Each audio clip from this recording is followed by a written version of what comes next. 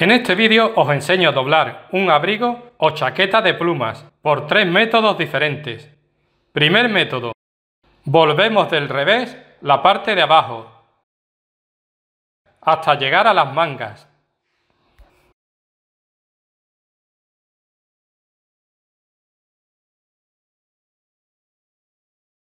Metemos las mangas dentro del bolsillo que se nos ha formado.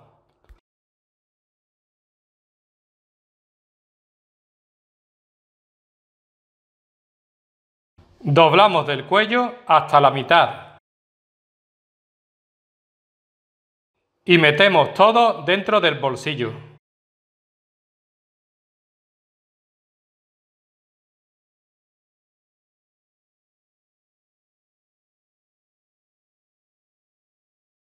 Segundo método. También volvemos del revés por abajo.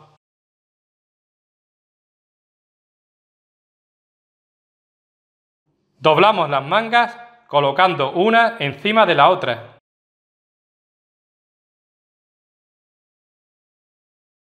Doblamos el cuello colocándolo encima de las mangas y doblamos por la mitad.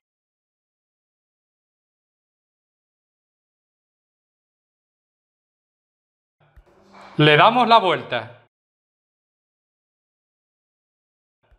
y volvemos del revés este bolsillo,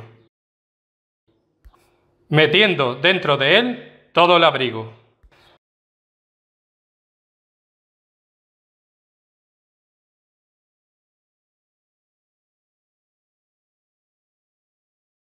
Tercer método. Doblamos las mangas colocando una encima de la otra.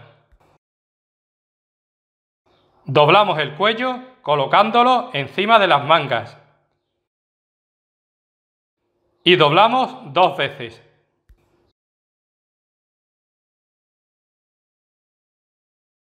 Le damos la vuelta y volvemos del revés por aquí, envolviendo todo el abrigo.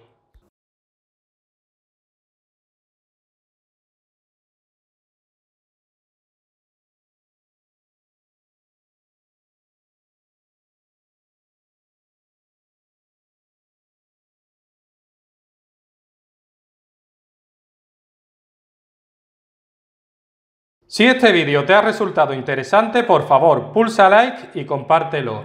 Muchas gracias por tu atención. Adiós.